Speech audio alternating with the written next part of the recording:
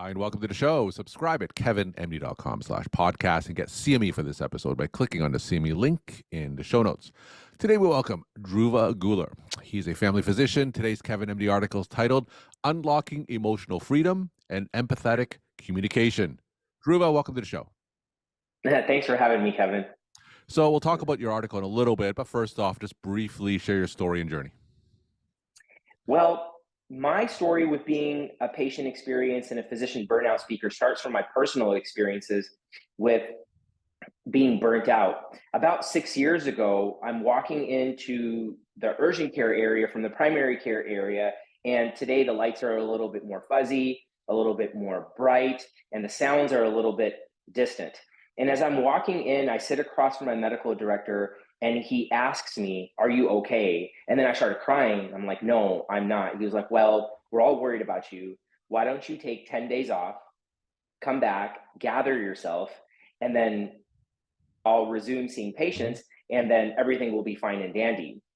But what happens is that I go to rehab for 3 months. At this time, I'm fully burnt out. I'm in a full blown mental health episode. I'm drinking a lot of alcohol. I'm doing cocaine. I'm smoking a lot of weed. So, I was just completely like done. I was in gambling debt, and I was just in a deep state of self hatred. So what happens is that I was trying to fix my emotions, trying to overcome my thoughts, and trying to deal with things, find coping strategies. And when I couldn't, I resented myself. And that's when I put my hands on things I didn't want to. Well, over those years, I've been sober for 5.5 years. I lost 60 pounds. And at first time, great. I mean, my credit score is great now. So, like with that said, I put a lot of tools in place during that time with mindfulness based cognitive therapy, dialectical behavioral therapy, eye movement desensitization, reprocessing therapy, where I've gone back generations and I've forgiven myself and others, which has allowed me to be in the state of emotional freedom where I don't have silly things renting space in my head. My patient experiences are great. I'm not burnt out anymore. I live with a higher purpose today. So, As you were telling that story, as you were spiraling into the depths of burnout, what exactly were the causes and triggers that was leading to that burnout? What specifically about the profession, you're a family physician, that led you to that state? it had to do with me growing up, Kevin. My parents lived the American dream for me. I was born in Juneau, and my family moved from South India in the early 70s, and that I was born in 79. And what happens is that growing up, I had an intimate relationship with the domestic violence shelters, adult protective services, the Juneau police. And then what happens is I became a bully. And I moved to Seattle when I was 7. My parents divorced.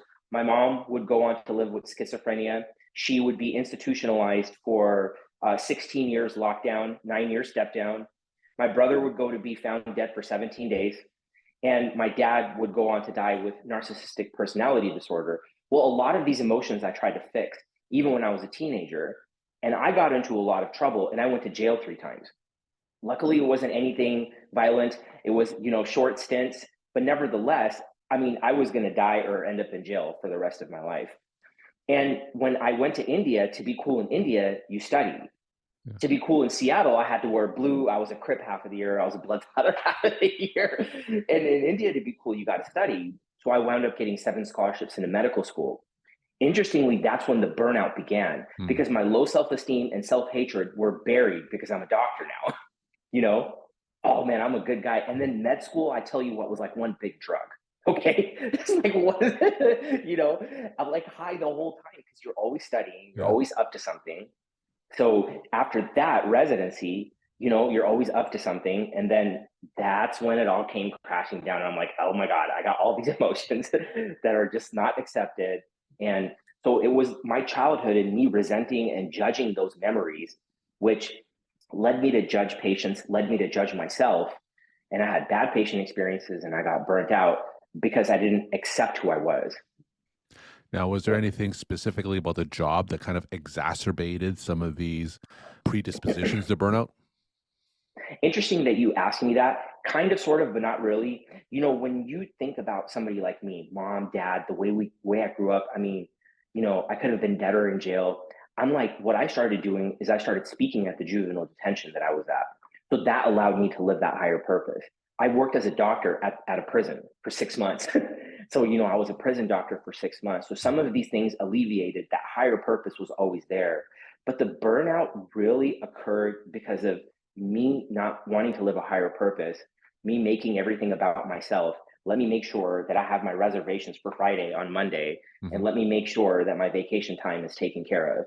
So that's why I got burnt out. But to be honest with you, coming from the background that I did, I was I was radically accepting everything in medicine. Because I'm like, dude, look at me, man. Where am I at? Can you believe? I would wake up in the morning and do like believe meditations. I can't believe that I'm here. Sure. So I never really hated like, charting or like, management or admin. I never really cared about any of those things because look where I came from. And, so yeah, that was never, it was more of my emotions. All right. So let's talk about your Kevin MD article. You share a little bit about more about your story. It's titled Unlocking Emotional Freedom and Empathic Communication. Now, tell us, how did your article come together? It's, it actually started before Kevin, like even before I was burnt out. I rap. And throughout the times that you rap, I mean, it's like a recurring diary, especially when the songs turn out to be good. I mean, when you listen to like Eminem, he's like, man, when it's not good, Yeah. So there are a lot of songs that are like that, and you're trying to make it good. And I'm rapping about things like low self esteem and no confidence was my genetic makeup. I had to accept it in order for me to wake up. Let me take a moment and show you what it took to self love. So I'm like, dude, why is this kid saying all these things? So first of all, I'm trying to make sure that fits into the song, that the bars are correct, the syllable counts are right. But then one day when I start listening to it, I'm like, oh, so this is what's happening. Oh, I'm drinking too much. Oh, I'm hanging out with the wrong people. So then it began. And then I started writing more and more. And as I started going to therapy, even before I got sober, I was hiding it though. I had all of these like code words in my songs where nobody would know what I'm talking about. Yeah. And then as I'm going to therapy, I'm writing more raps, I'm writing more and more, I'm writing on boards. And then I'm like, when I started showing myself self sympathy, self empathy, self love, self forgiveness, then I'm like, okay, so this is what emotional freedom is. And if I can lose 60 pounds, if I can become sober, maybe I can train my mind to do something that I feel is healing. And emotional freedom is a state where I don't have anything renting space in my head. I accept things for what they are. I'm reliant on myself. I'm able to empower others and communicate empathically to have high level patient experiences and avoid burnout. So it kind of started from like the rap, because rap, I tell you, it's not like you're looking for melodies.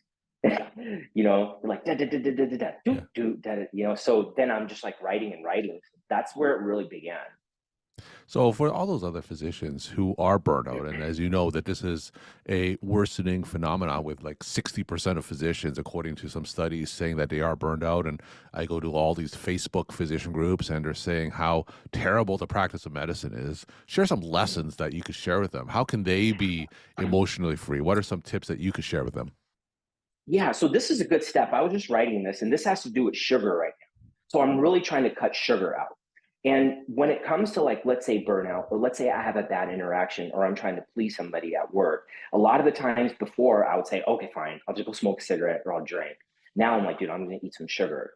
And what happens is that burnout is taking place perpetually. Yeah. So what I do is I've come up with this concept called mind hygiene. Interestingly, I was writing this, where I enhance my mind with empathy, and I come and I'll write something like this for 30 seconds where I just create awareness, show myself compassion, and I empathize with myself.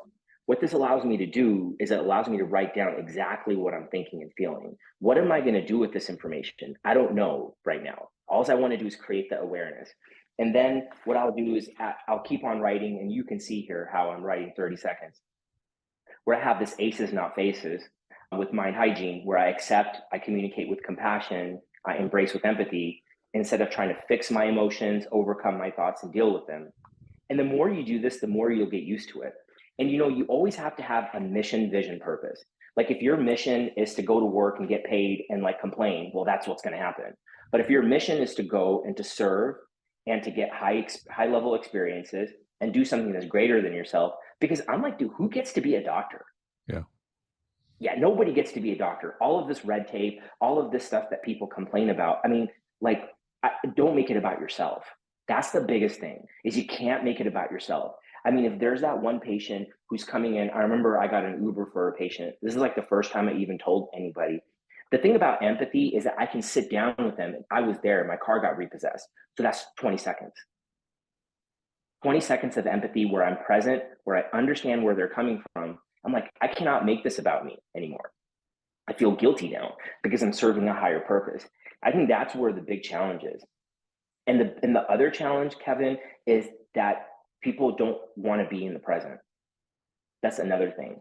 I'll share a quick story with you. I was in New Zealand about 6 weeks ago, and it's picturesque. I Yeah. snowboarded, I bungee jumped, I did all kinds of wild stuff, climbed all of these mountains. But the most the day that I remember is when I'm overlooking like this big, like, I don't know, this like canyon type thing. And you could see all these broccoli trees and these New Zealand palm trees in the distance. And as I'm looking, I look in front of me and I'm like, there are these like rocks and they're kind of spread out and there's some grass that's coming up from that viewpoint. And I started crying a little bit. And I'm Mm. like, I cannot believe I missed this while looking for that. So I call that the present meditation. So, you have one tab open, you're meta aware that you have coffee and that you do these as separate events. It's impossible to get overwhelmed if you're doing just one thing at a time. So, I mean, all of this stuff sounds great and whatever I'm saying may not work for other people, but it's really about empathizing with yourself and understanding what you've been through and what you've blessed with. In your Yeah. article, you talked about this and you mentioned this a few times. Empower aces, disregard faces. Tell us a little bit about that technique. Yeah, so when it comes to mind hygiene, really quickly, I'll share this with you again. That's me, Yeah. and that's Crumble Cookies. That's Crumble Cookies, and that's Lowrider Cookie Company in Seattle. You got makes fresh cookies. So now I'm just creating the awareness. And with that awareness, I want to ace it and not face it. Meaning I want to accept that I'm doing this. Let me communicate with compassion because I'm trying. Let me embrace myself with empathy because maybe nobody really taught me, you know, and let me soften the process. Oh, it's really hard to quit sugar. No, somebody else did it, so Hmm. I can too. I just don't have the right resources right now. This is the most important thing is I don't want to fix, I don't want to face my thoughts. Fix anger when you don't overcome, coping, controlling thoughts, dealing with things. Those are all resentments. Let me be strong. That's a resentment. So you just want to accept the situation for what it is. And then I would train my mind. So this is aces, not faces, and I haven't done that. And then, so this is mind hygiene, mind conditioning, and mind training. I just want to train my mind to not eat sugar in the next 30 minutes. That's it. So, it's just very simple things. And, as you keep on going, it has to do with like, because I've been sober for 5.5 years. So some of those tools I've taken also in place. So Now, I know that you're a physician burnout speaker. Tell us a success story. Has anyone come up to you and said, your coaching or speaking really inspired me and helped me through burnout? Tell us a success story where someone used some of these techniques to kind of move the needle in their own life. yeah, for yourself, as a speaker yourself and with other people that speak, there are challenges that come along with it. So as I'm writing these. I have multiple speaking coaches. I have about 12 speaking coaches, and I communicate with them regularly still. Well, if I need to, I can. And I've had multiple other coaches in my life. And what I realized from all of that is the theme is like, don't make it about yourself. Yeah. So that's the biggest thing. But one day when I'm writing, I'm like, when that day comes that this person cries or somebody in the audience cries and I cry, that's when I know I've made it. So I'm speaking in an international engagement. And at this time, I was speaking on patient experiences, and it was the power of self belief that you can have a great experience. And as I'm talking about this, we're talking about judging emotions. I'm like, when you judge emotions, you get burnt out, you have bad patient experiences, you make it about yourself, you get depressed, and then people commit suicide. I mean, I would have died, so it's my time to tell the story. And then when somebody came up to me in that event, and the camera guys that I was with were recording them, and they were like, I felt like this too. I felt like I was burnt out. I felt like my self esteem was low. I hated myself. And then she started crying, and then I started crying. And I was like, this is it. Mhm. This is it. So this is where I need to do, and you just got to honor the fear. that comes along with it. You got to embrace the fear instead of trying to overcome it. I think that's really helped me. And when you serve, like, and you don't make it about yourself, like a speaking coach told me one time, he was like, they don't care about you. And that's the best thing I've ever heard from a coach, almost, because you need to serve them. So Mhm. that's when it becomes more special. And you can see they're like people who are like, because I rap in Seattle, they're like, you're rapping about dialectical therapy. My wife is in there. And then they start crying. They're like, I can't believe that you're a doctor and you're doing dialectical behavioral therapy. Well, I'm rapping about that too. So some of these things really, I mean, it helps you in those, like, because being a speaker is a lonely game. Now, you meet physicians and clinicians across the country. Of course, you talk about burnout. What's it like out there for them? What are you hearing from these physicians today? Just to give my audience and the people watching you today just a sense of what physicians are going through. I mean, it's very legitimate, overwork, seeing like patients every 10 minutes, having to document more and more. Of course, you hear a lot of these things, but a lot of the times what I hear is complaining too.